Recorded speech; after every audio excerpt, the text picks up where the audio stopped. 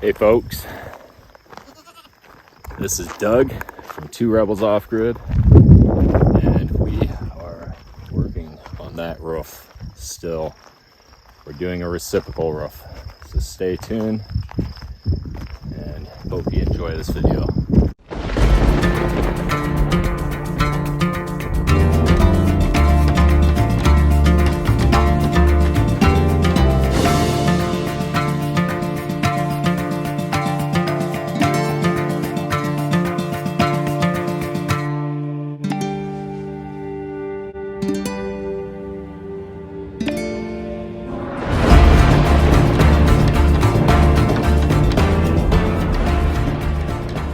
Don't know us, we're Two Rebels Off Grid. We've been doing this YouTube channel for almost a year and a half now. We're about 3/4 of a year living off grid, and we've been working on the reciprocal roof. The weather has been extremely hot. Clouds are just teasing us, telling us it's gonna rain, but it's not. It hasn't been raining. I guess these are record-breaking temperatures we've been getting. We are at 105 for like the past 4 days, and it doesn't seem like there's going to be any break. No break from the heat. As you notice, we've been moving along. We've been getting stuff done. I kind of come out here somewhat early in the day, maybe about 8 o'clock in the morning, and make my way out here, and I do little stuff here and there. This heat is really hard to work in. The sun is literally coming straight trying to get things done. I guess I should tell you that Keri's off again to see the relatives. It's her son's birthday, so she's off. I'm here. I'm gonna try to get this. You can notice I'm putting up meshing up on the top. That is going to be to act as a rebar for the lime roof that I plan on putting on. Like I said, somebody told me Green Dream Project was doing a lime roof, so I kind of went over and checked out that on their video, but this isn't really going to be the same thing. They are definitely creative people. This is not going to be what they're doing. I've framed it all in with timber. I'm on a very strict budget these days. So I've got timber. I would have loved to have had logs, like 5-inch diameter logs, to do the reciprocal roof with. It would have been way more stronger and very visually pleasing to look at. So I got some imagery in the background showing you kind of stuff that I've been working on. I'm just gonna kind of mosey on in here and let you see some visuals. I should say that I installed a light. Now, I wanted this light to be dead center right here, but the problem with that is I'm 6'5". I made this door specifically so I wouldn't have to duck. But putting this light bulb right here, I would have been hitting this.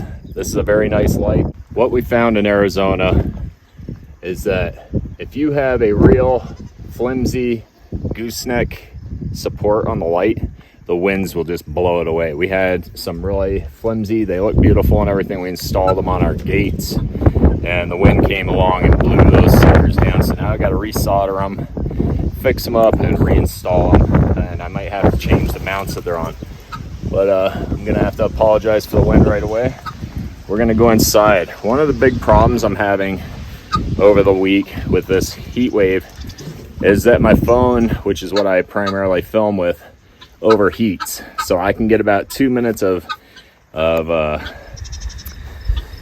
filming in, and then the camera shuts off, says it's got to cool down and all that good stuff. But the other thing I installed was this indoor light. Now this indoor light, I wanted to go straight up there, but the cable isn't long enough. It said 10 feet, but it seemed like it was more like 8 feet. So I bore a hole through the earth bags, and you would think that it would just bored a hole, come out clean, but no, the dirt actually collapsed on itself. So I had to take all that dirt out and shove it through. So I'm glad that I found that out now. It's a big experiment. We want to know what happens when we drill holes in these, and is what happens. is it's sand. It just pours out. So we got this indoor light that's installed. It'll light up the inside here, obviously. It's gonna be windy, but I'll show you the solar panel without taking up too much. Come around this corner. So the solar panel, there, we're gonna go back inside here because I'm trying to get our audio a little better. I'm getting frustrated, and I believe that this is just what this channel is going to be about. What you're going to be, it's the wind guy. Okay, so in here, let's take a look at this. So we framed it in. You notice some of it's shuggy band, some of it's not, because the stuff that's not shuggy band was an afterthought.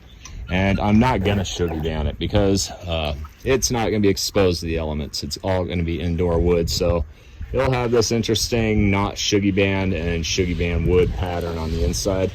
But I went with the reciprocal roof.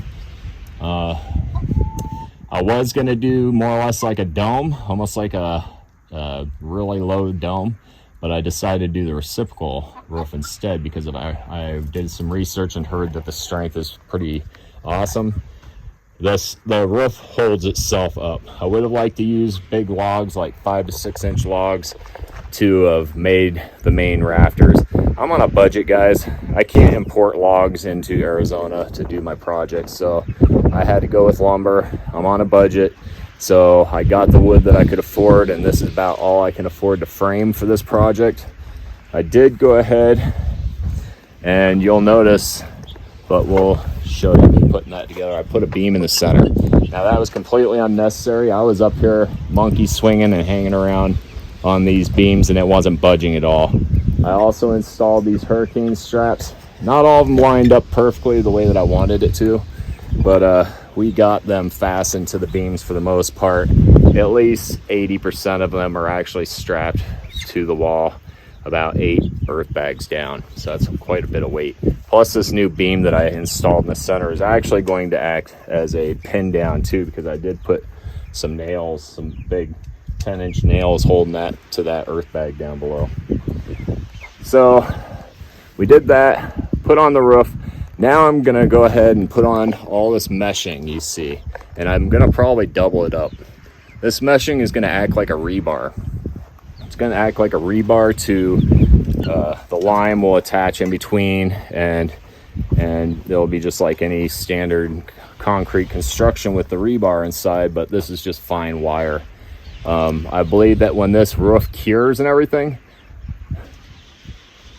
it would not hold itself up quite yet, but it might be strong enough it would hold itself for a little while at least without any of this support. So basically all this is like a mold for the lime, but I'm not going to remove these beams like my original plan was 6 months ago. I was going to mold this dome out of lime or concrete, and then I was going to remove the molding after. But you know, we've been working on this project for a while now, and we're kind of losing patience on a lot of stuff. We are going to not make this a chicken house at first though, because you know, we have these 2 storage tents right here. These things are no bueno in the wind here in Arizona. We did a video a while back where they blew over and we lost a lot of stuff because of the rain and the wind. So we're actually going to move all that stuff from those 2 tents into this chicken coop. So the chickens are going to have to wait before living in here, even though they found quite comfort hanging out in here anyways. They're just chilling in here because this is one of the most it's really nice and it's out of the weather. You can hear the wind outside, but it's not in here. You can feel a slight breeze. It actually feels really nice. So we did that. We have to finish putting up this. It's not going to be in this video. This is taking me a little bit longer because of the heat, but I will double up this wiring, and I'm fastening them down with U-nails. So pretty hefty U-nails right here. Fastening that down. I'm letting them stick up a little bit like that so that the lime can actually fuse around the U-nail and the chicken wire, the hardware cloth. So the other thing that we did is we finally hooked up our first water collection. I was gonna make a gutter and I changed my mind. I just slapped up gutter, put in a drain pipe, and moved a cistern to it. So now if it rains, we will start collecting rainwater off our first tiny roof, our little goat house roof, and see how much water we can collect off that, because it's only an 8x8 roof.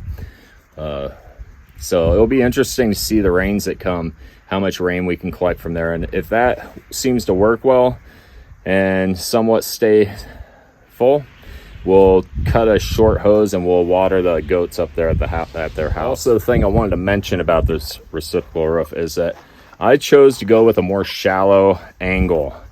So my pitch is a lot different. It's a lot lower, less profile, and that's because of the wind also. I didn't want this thing to be a sail. So I intentionally brought down the pitch of the roof so it's almost flat. I couldn't tell you what the pitch is. Maybe a foot every 6 feet, 1x6 pitch, maybe. But yeah, it's coming along, guys. We're gonna get this hardware cloth installed up here, and then we're going to double install it with that hardware cloth, and then we are going to do our 2 last earth bags that will go around and come up and over those rafters, securing the rafters down even more, and that's where my gutter will be installed. And it's gonna be a little tricky because obviously this side is going to have to be higher, so that water that rolls down here is going to come down and exit out of a very large pipe. I think I'm going to go a 3 or 4 inch ABS pipe or something like that, and it will be exiting up here into the cistern outside. I guess I gotta apologize for not putting out videos that much, but you know, we're out here in the heat, we're struggling, we've been burning that generator. Right now our off-grid is not very affordable, so this is a tip for all of you who have not moved out here or who plan on moving somewhere off-grid, that in extreme weathers, extreme cold, extreme hot, you're going to be burning fuel if you're running primarily off a generator like we are, and it is costing us, we're going through about 5 gallons a day running our big massive generator to run the air conditioner. And thank God that air conditioning is working, because it's been getting to about 110. I don't even know what it could be if the generator wasn't running and the air conditioning wasn't running. It could be even hotter than that. But we have animals that live inside that trailer, so it's very important that we keep that generator running. So I've been running about $10 a day in gas running that generator. We run it from about 10 o'clock to about 5 o'clock, and then we turn it off, and then we kick it back on for like a half an hour when the sun goes down, just to kick all that stale hot air out of the trailer. But guys, that's being off grid sometimes is more expensive than being on the grid, you know, depending on what part of the country you live in, what the electricity costs and all that. But this is these are rare occasions. Like I said, they said this is record-breaking heat for this part of Arizona, because this part of Arizona typically is about 10-20 degrees cooler than Phoenix, and we usually don't get over 100 this often. So we are off grid, but we are if the gas stations broke down, guess what, guys? We'd be hurting. We'd be having to sit in the shade with lots of liquid. I don't even know what we'd be doing, but the hopes is this time next year we'll have our big solar system hooked up, and we won't be having to run to get gas all the time. You know, the generators we hope to retire for the workshop eventually, so that we can run our tools. But right now it's running our RV. So just remember that you just got to do what you got to do. You know, you can't have an ego about it and say I'm a purist off-gridder. You know, sometimes you have to do what you got to do and run down to the gas station and get some gas, right? So that is it. I believe this is it for this video, guys. Hopefully the next video we put out, I will be liming this roof, getting a roof on this thing, and that will be quite the project. I've already got my lime slaking in water and getting ready for this whole thing. it'll be exciting because we're going to get this roof on, and then Keri's going to start mudding the inside of this thing because it's ready. And while she's doing that, I'm probably going to be doing the stone buttresses on the outside. If you almost forgot about those stone buttresses, they're not done. I just held off on them because I wanted straight walls, and those would have been just in the way of the earth bags. So guys, hope you enjoyed this video. Hope you're staying cool. Hope you're drinking lots of water and staying out of the heat. And if you got plans to go off grid, I hope with many prayers and your dreams come true. So we'll see you guys next time. Adios.